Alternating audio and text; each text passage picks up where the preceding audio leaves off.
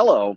Well, that one clearly was not good enough for the Golden Knights. And as I put on the banner there, the Golden Knights beat the Golden Knights. Now I face the camera slightly to the side because I want to make sure you still see that banner hanging up there above us, because I find that to be the most interesting comment that Bruce Cassidy made in the postgame of this game.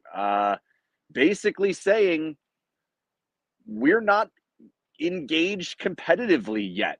And I think it's fair. They clearly were not on top of their game for most of the beginning of this game. And by the time it was too late, by the time they got there, it was clearly too late. So that is obviously highly disappointing. And there's really no way around that, at least at this point. Now, as we move forward, you have to see that pick up. He's now thrown it down towards his team and said, look, this is the problem. This is what's not going right. And clearly, in this particular game, it's almost all going to fall on Shay's shoulders. And it's fair that a lot of it falls on Shay's shoulders. 4 goals. He's out there for all of them. He has a turnover that results in literally every single one of them.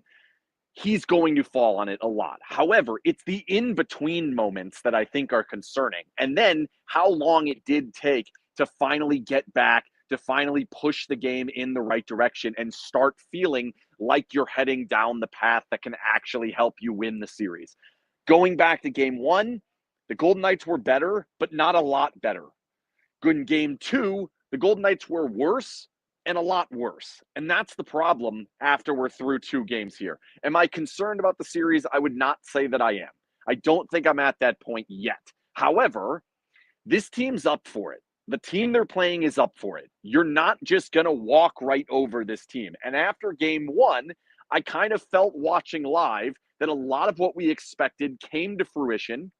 And because it all came to fruition and Vegas won the game by 2 goals, 1 and this much if you want to count the second one, I thought now it's just going to keep rolling in that direction. Today was an interesting one to see the pushback. And amazingly, for the first 5 minutes of the game, there was no pushback from Minnesota. It was probably Vegas's best 5 minutes of this series in 2 games.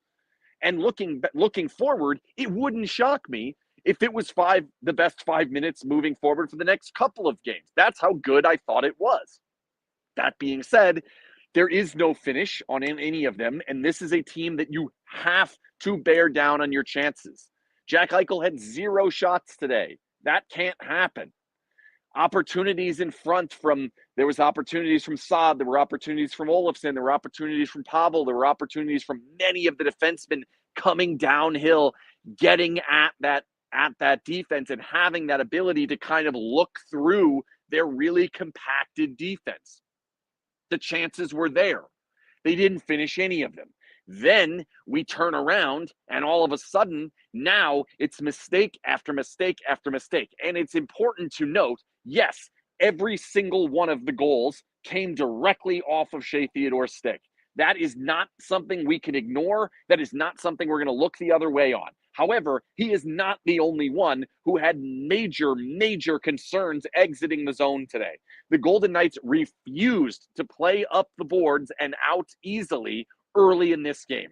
They were trying to build off those 5 minutes. They smelled blood in the water, and they thought if we can keep hitting these passes up the middle, if we can keep hitting easier passes, we can put ourselves in a position to take this game by the scruff of the neck and go out and win this. Instead, you have a team who's coming with pressure, who's still playing a slightly different style than what you prepared for over the course of those 3 or 4 days when you knew it was going to be Minnesota. The expectation, and Bruce has talked about this, was that they are going to have their defensemen sag back, that you're going to see a little bit less pinch pressure coming from the defensemen down the boards. That has not happened in this series at all. Faber's coming, Brodin's coming, Spurgeon's coming, Zeev Buyam is coming. They're getting that pressure up the ice, and that's forcing the Golden Knights to make good decisions, which they did not do in this game. Then, once that starts going in the wrong direction, now you need a shift, you need a player, you need someone to drag you out of it.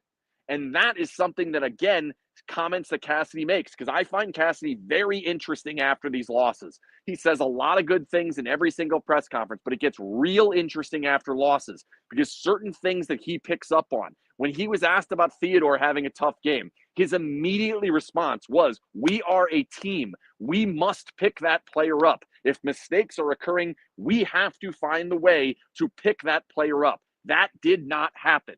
I know a lot of people are pointing to the goalie. I have a hard time going in too deeply on the goalie because in this game, most of them are walk-in breakaways that are handed to them at best 2-on-1s. Either way, they're grade A+ opportunities. And he did bail out 3 or 4 of them before the shooting gallery began that they started giving up the goals. Can he make a stop at some point on the Kaprizov breakaway, on the Foligno one out in front, on one of these? Yes, that is possible. Did Adin Hill have the best game of his career? No, he did not. That's okay, though. Adin was good until the defense completely fell apart in front of him. I've said this for months this season. I've said this arguably for 3 years now, going or 2 years now, going back. When the defense falls apart in front of Adin Hill, he will not rescue you. He is not going to rescue you. Here and there, 1 or 2 here or there. Think back to the paddle save in game 5 or game 2 here against Florida. You could think back to that one. Maybe it was game 1. Either way, those do happen. He made 2 of them today. Today, he made 2 of them. Excellent stops in situations where this team was in big trouble, making mistakes. He bailed them out. At 7 minutes into the game, the first TV timeout, he had made a number of good saves. So when you look at who needs to help, it's got to be things like McNabb has to make the play. If you look at the goal where the like worst flub that occurs from Theodore, McNabb is trying to throw a massive hit on Zuccarello, completely misses, and now he's behind the play. So now the pass is coming back from Hurdle. Theodore now thinks, I've got to make a play forward to someone else up the ice. There aren't as many options. His head is up. The flub pass. Now they turn the puck around. Now immediately you're in big trouble because here we are in a situation where we don't have the defenseman back. He's trying to chase back, and that puck ends up in the back of the net as well. There's a good comment there from Karen about the penalty. I agree. That's a situation where they're on the outside. I understand why he hauls him down, but it doesn't have to happen. The Golden Knights were finally starting to get some momentum at that moment. They were starting to get these chances from the outside, starting to get some looks that maybe could have materialized out of that timeout. Instead, now you have to go down and kill 2 minutes off. And the 2 minutes, they were terrible. Their power play is not good. It's not something we have to worry about. The key is going to be, can the Golden Knights get on power play? It didn't happen at all today. Maybe all the bitching about the refs came into play for them. I don't know. Nonetheless, in those 2 minutes hurt because those 2 minutes are just basically taken off the clock when you're trying to come back. And when you look at what was necessary to come back in this game, the Golden Knights needed every single bit of it. So really, the story of the game, beyond anything else, and I understand that most of the story of this game, when we think back on this game years from now, it's going to be the Theodore disaster. That's what it's going to be. There's really no way around it. He was not good. He never quite figured it out. It got worse and worse and worse, and then he got stapled to the bench for about 8 minutes. Then once he came back, he was a little bit better. I expect that is by far the worst we will see of any Golden Knight player in this entire postseason. So, all right, that's out of the way. That's what's going to be remembered. But the bigger part to me, as this thing moves forward, is there are a couple of different things that have been happening, and there are a few different things that have not been happening. And I'm going to tell you about both after I tell you that this Periscope and all Periscopes are brought to you by the Jimmerson Law Firm.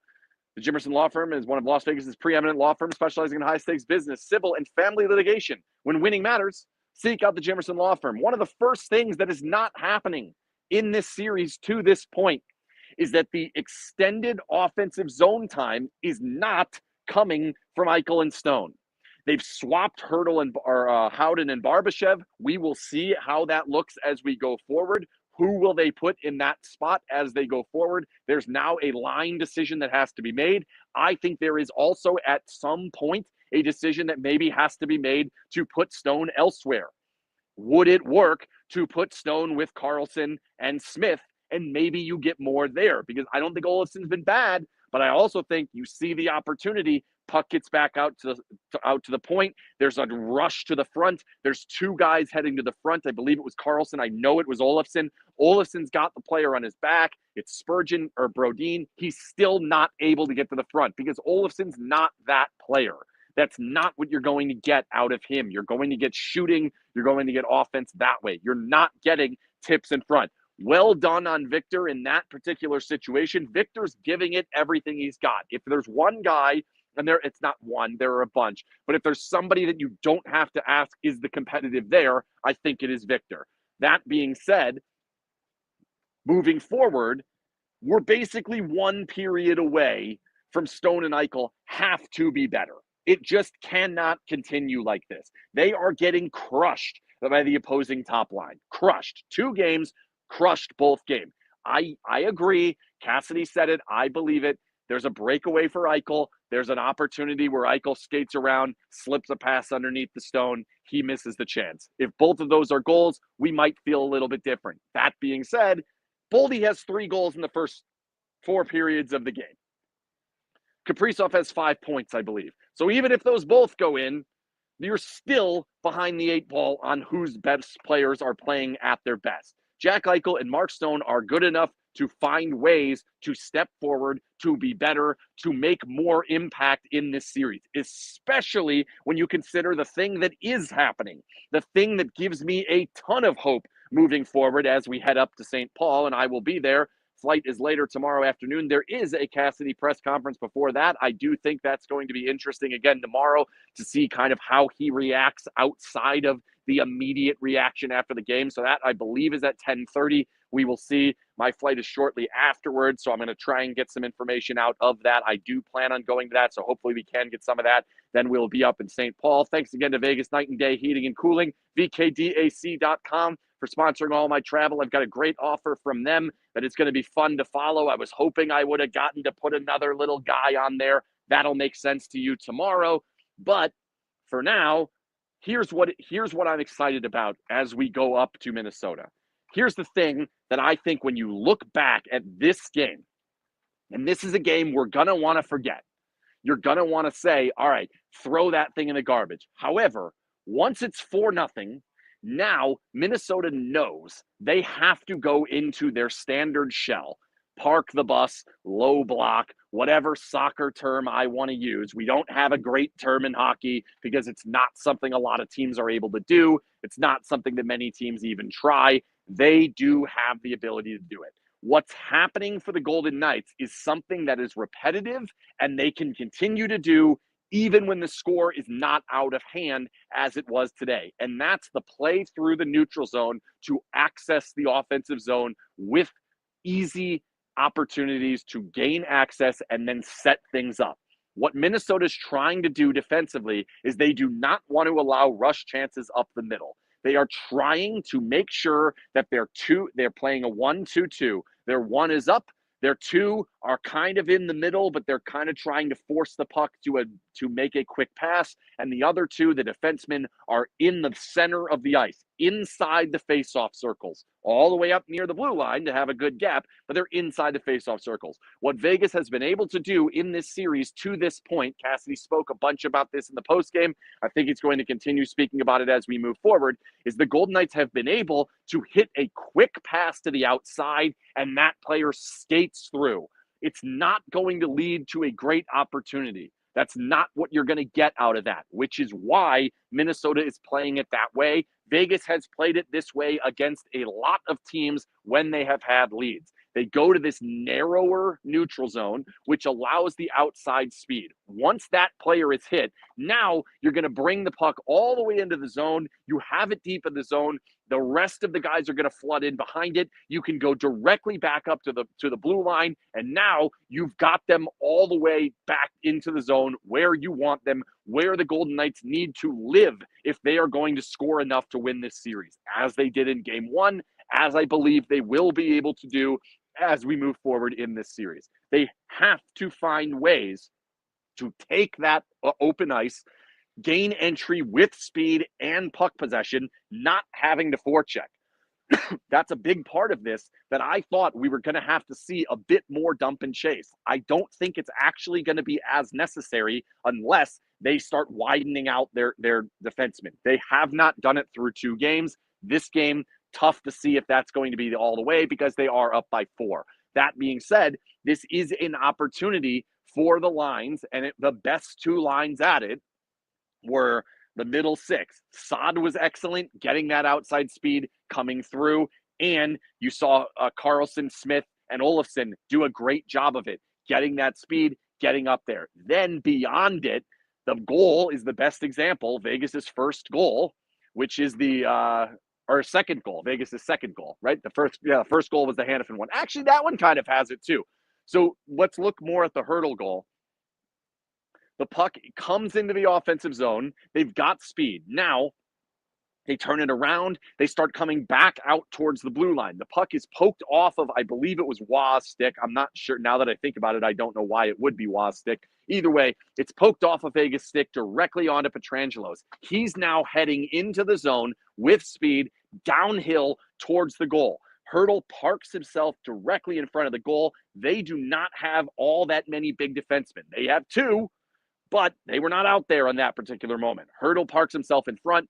Pietrangelo waits, finds the open ice, feeds it to the front. Hurdle shovels it into the goal. That's a repetitive goal, even though, yes, the puck is poked off of a stick and it lands on Pietrangelo's stick. That's where puck support comes into play. And the way the Golden Knights are going to be able to gain access to the offensive zone in this particular series, that's going to be there over and over and over again. It was there with the play that Hanifin scores. Now, he just wires it to the back of the net. Good on him. Much easier to do it that way. But that is going to be there. And I think that those 30 minutes down by 4, it ends up being 3 and then 2, that time where they know, Minnesota, that they have to stay compact, they have to make it difficult, allow their goalie to see the shots from the outside. That gave the Golden Knights many repetitions of getting through the neutral zone, getting into the offensive zone, and finding ways to work the pucks into different areas to get the shots. Today, they basically aimed high corner over and over and over again. Usually, that's fine. In a game where you're not chasing 2 goals, that's typically going to be okay. 1 goes in, you're in good shape. But in this game, it didn't. As this went on, and that's, again, why McNabb's penalty hurt, as this got further, I think they would have probably started shooting for the pad, shooting for the blocker, shooting for opportunities to drop the puck out in front and then outman them in front of the goal with all of the puck possession that they were getting. This team is willing to ice the puck. That gives the Golden Knights great opportunities. That's where Stone and Eichel have to take better opportunity of what they are given. They've been given many offensive zone shifts. They have to be better. One interesting thing that I noted that I sent out on Twitter that I do find quite I don't even know. I'm not even sure what to make of it yet. I just want to mention it now because I'm remembering it right now. Outside of a TV timeout, we came back. There were 6 Golden Knights on the ice. The goalie was still in there. Eichel sent Hanifin back to the bench. Specifically says, no, you go back. It's an offensive zone shift. It doesn't last all that long. It ends up being covered. Eichel comes off, and you could see it all the way from up in the press box. You could see Cassidy yapping at Eichel. I don't know if that was he wants to stay. I don't know if he missed something or if that was, no, we're not playing 4 forwards. What are you doing? I don't know. We're going to maybe try and get into that tomorrow. I'm interested to see what comes of that because that was an opportunity in a situation that if they're willing to go to 4 forwards in these spots, that's something we want to track. And that's something I want to keep an eye on to potentially get Eichel going. As far as juggling the lines, forget about juggling the lines. Do you foresee any lineup changes? I do not. The only potential guy that could come into the lineup, I think, is Pearson, and I don't believe there's a forward that has to come out at this point. There are some guys who have had good games. There are some guys that have had not as good games. I thought Barbashev came along as he was on the 4th line. I thought Howden had a pretty good game. Well, he got the 2 goals in the first game. Today, he was not as noticeable, especially on that top line. And I do think that that was part of the problem, is that we finally have seen that that third player is not advancing the play and helping Eichel and Stone out. And because of that, you're not getting the benefit that you would hope for when you have those guys. Either way, I do not see Pearson coming in, at least at this point. I would be stunned if they put in Hutton or Korzak. I think that's an absolute horrible decision if they go down that path. I understand people want Theodore out of there. I get it. I know what happened. But if this team's going to do anything, Shay Theodore has to be excellent. If they're going to win this series, I think Shay Theodore has to be very good. If he keeps playing like this, they're in trouble, whether he's in the lineup or not. If he's not in the lineup, you're going to put somebody else in that's not as good as him. And at his best, he's way better than literally everybody else you have. So there's no way to take him out of the lineup. Can you reduce the minutes and shelter him in a way that he has been sheltered in the past? Maybe. But even then, some of the issues were at the offensive blue line. So even if you do decide we're going to go more offensive zone shifts, you're still having issues. As far as Whitecloud, or as far as McNabb, like, what are you going to do? He's out there when all these issues happen. He's not always in the right place to make the play because the issues aren't supposed to happen. This is a guy that was a plus 40-something this year. He's been a plus for every single year of his career, basically, and he ends up with a -4 for the first time in 920 games or whatever in his career. You basically have to throw it in the garbage. Otherwise, Hanifin started playing real good down the stretch. He was one of Vegas's most offensive weapons as we went on. Obviously scores the goal. Pietrangelo was, I think, Vegas's best player in this particular game. Maybe you can argue Hurdle, but I would probably argue Pietrangelo. I thought he was more impactful. I thought he's the guy that if you're saying someone needs to step that compete level up, someone needs to do the job to get us going in the right direction, I would argue Pietrangelo was the guy to do it. He started skating the puck out. He started making those exits that they were struggling to make. So he took a good step in the right direction. I thought he was pretty good and not great in game one, pretty good. And he was very good here in game two. Whitecloud, I thought, was good. Haig had an up and down game. I don't think it was horrible. He got to punch Kaprizov in the face like 7 times. That's nice. That might come in handy as we go down the stretch. As far as like line juggling or anything you could do, to me, it's like you just roll it back out. In many ways, this game sucks because this game was a lot of the Golden Knights doing the one thing, the main thing. And I say this like it's easy to avoid. And it's like, if we just don't follow this matchup, we'll be fine. That's not really the case. The problem that the Golden Knights have where they get in trouble, Cassidy said it before the series, Cassidy said it after this game. Players say it constantly. I say it constantly. It's all over the broadcast. It's always. You'll still hear it over and over and over again. It's puck management. They have to take care of the puck. When they do not take care of the puck, their structure is not there to bail them out. Their goalie is not elite at bailing them out in those situations. Their goalie is elite when they are structured in front of him, like we had a little bit more so in game one. So to me, overall, in this particular game, in many ways, you want to just throw it away. We don't do this dumb shit anymore. We won't have this result anymore. Also, we were able to get repetitions against their locked-in defense that we are going to continue seeing moving forward. Matchup-wise, I have very little concern at all as we head up to Minnesota. The Golden Knights have been rolling through their lines. They've been rolling through their pairs. Obviously, that did not work as much today, and they had to do a lot of switching up as we went on. That being said, I do think that as we head up to St. Paul, I'm not that concerned about who's out there against Kaprizov and Eriksson Ek because no one's been good against them. So really, if they're searching for a matchup, it doesn't really matter. Everyone has to do better against them. The bigger piece to me, as I said in my 3 takeaways, is they can't be solely focused on that group. You cannot chase those matchups. You cannot play a different way and believe that you need to do more against that particular group or simply just exit the zone, whatever.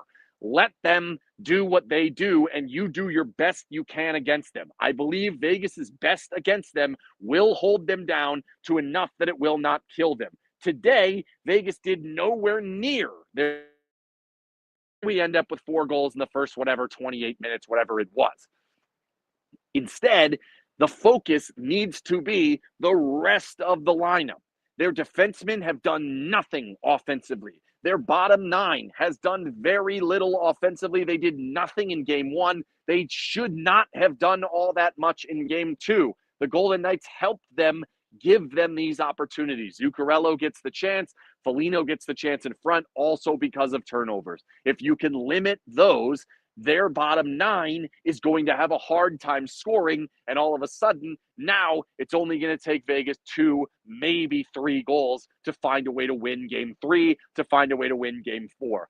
Kaprizov, Boldy, Eriksson Ek, they are excellent, but it cannot be only focusing on limiting them and allowing the rest of their lineup to have any level of success. If you lock out the rest of their lineup, you lock them down at the points and do not allow any of those tip chances, they will not score down the lineup. They're not going to be a high-scoring team. This is not the team that came in with a terrible record, as we saw. This is not the team that was horrible down the stretch that forced them into the situation that they're in now. They are better than this. However, they are not better than the Golden Knights. They are not deeper than the Golden Knights. Their issues are let's put it this way. Yeah, their issues are in more important places than Vegas's are. Vegas are excellent down the center. They are very good at the defense. Not today, but they have been very good over the course of the season. The issues for Minnesota is they do have some weaknesses on the wings, and they also have some weaknesses at center outside of their loaded up top line. They are in many ways a one-line team, and if you can limit it to that one line and only the one line doing much, they will not score enough. Even though Boldy has been great, Eriksson Ek's been very good, Kaprizov's been elite. That's part of it. If anybody has questions, go ahead and pop them in there. I'll see what I can find here. Will Whitecoat practice before game 3 if he's still hurting? I'm not even sure what that even is. Somebody put in the chat what that is. I did not pick that up. Usually when the game's a couple goals towards the end, I'm working on trying to do other things. I might have missed that. So again, if anybody else has any other questions, I don't know. They are not going to practice tomorrow. They're going to fly. I believe the flight is somewhere in the middle of the day, noon, 1, something like that. They're not going to skate before that because they're all just getting home in a little bit. So we'll go from there. It is not a playoff beard. There will never be a playoff beard again in the rest of my life. I did it the first year. I talk about it every single playoff, and I'm never doing it again. It itched horribly.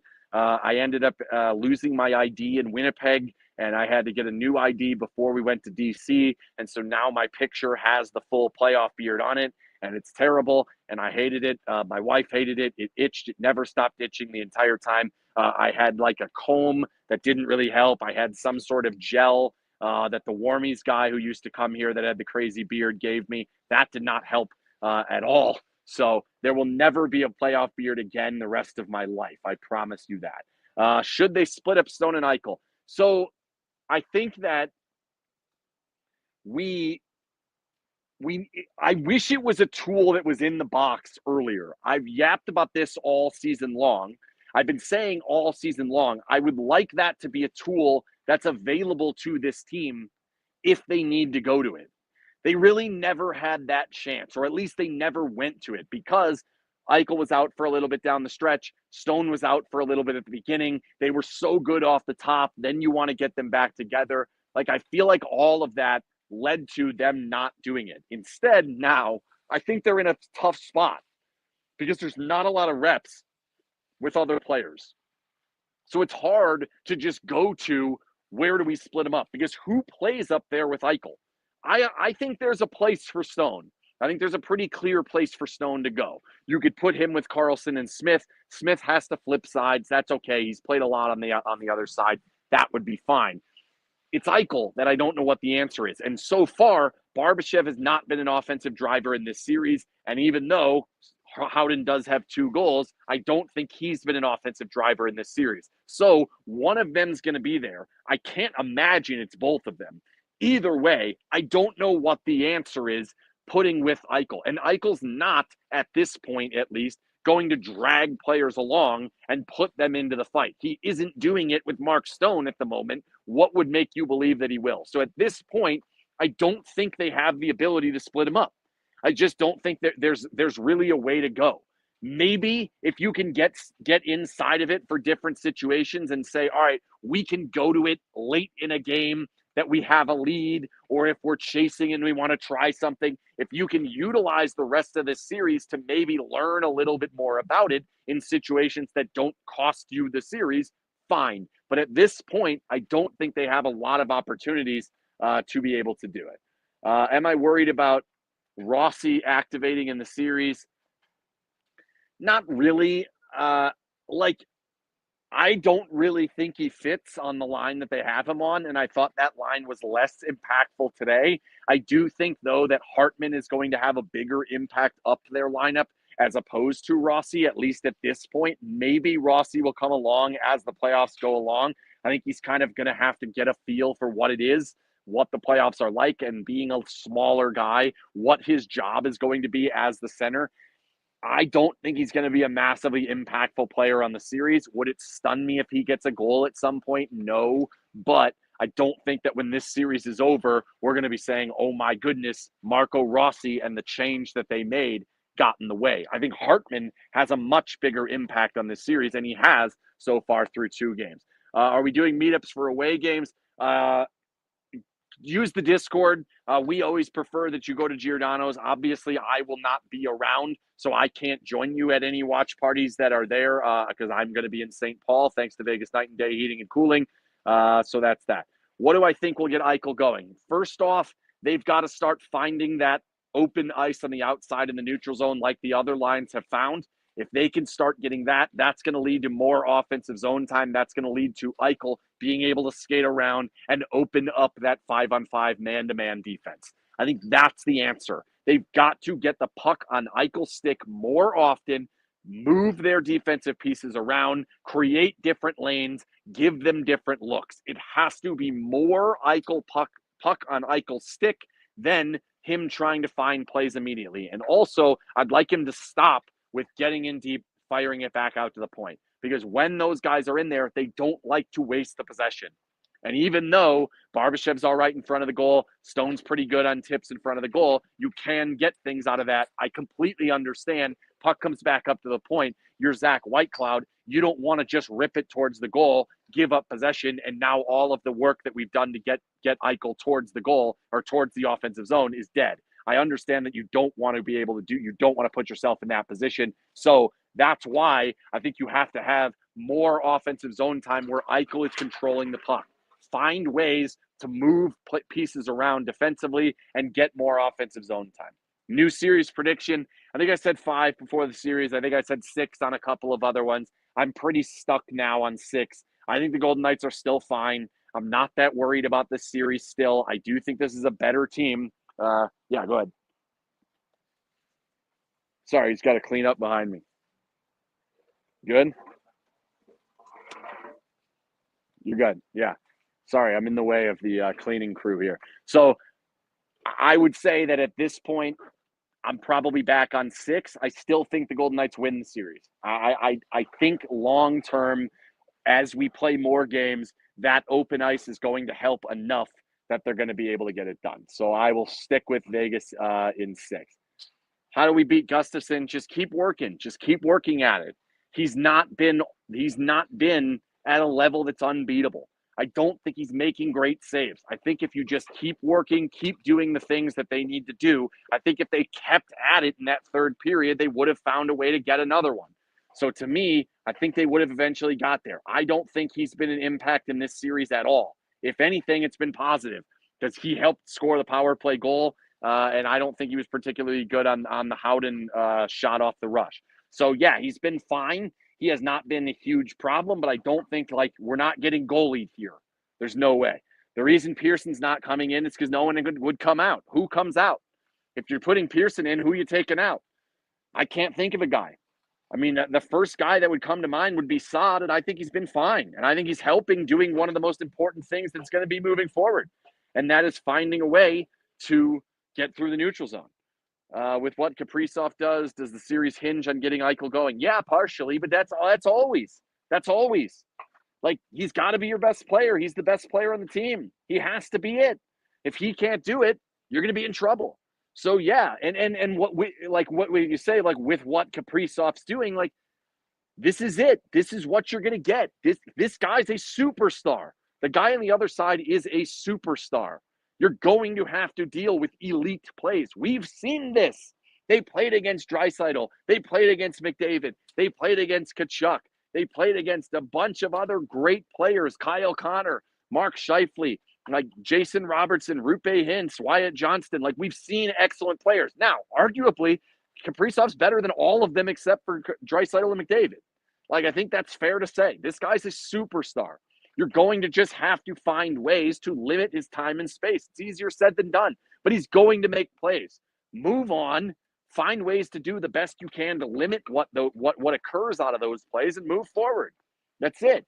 That's all that needs to happen. Thanks again to the Jimmerson Law Firm for sponsoring all our Periscopes this season and all the Periscopes in the postseason. There will be one after every single game. We'll have an article on the board tomorrow morning. I believe Jason's writing that one. I'm going to write a little bit more about this neutral zone speed setup. Maybe I might do one of those videos once I get to Minnesota. I got a lot of time tomorrow night, so we might put one of those together because I think that's a huge part of what's going to happen moving forward in this series is finding those opportunities, finding that space and utilizing it to back the defense off, get easy zone entry. That may be coming in the next day. We'll see. Hopefully I get in on time. Who knows what's going to happen.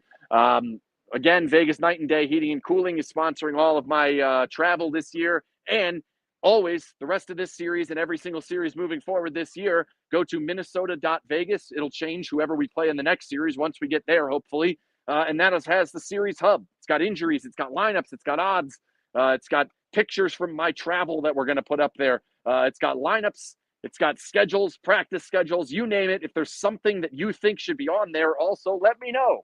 I'd love to put more on there. I'd love to keep updating it. It's going to have all the Periscopes. It's going to have all of the it's going to have the pregame chat with Jesse Pierce on there. There's a lot going on. Minnesota.vegas is the website. It automatically forwards you to a SinBin.vegas address. And if you need your own .vegas domain, go to porkbun.com/SinBin. They're $11. It's not very expensive. And you could forward anything you want. It's great way to do things. I've talked about it a lot on the podcast. We'll continue doing that. That's it for tonight. Golden Knights are at 1-1 in the series. We've been here many times before.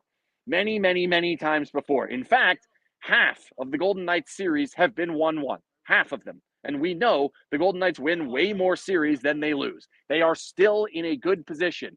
I don't care about losing home ice. It doesn't matter to me. It's fine. This team's crap that they're playing against on their home ice anyway. Golden Knights have also kind of been crap on the road. Better recently, but I don't think it matters. These teams are close, but the Golden Knights are better. Long term, 5 games left. Vegas will win 3 of them. Fully believe that. That's it. Good night.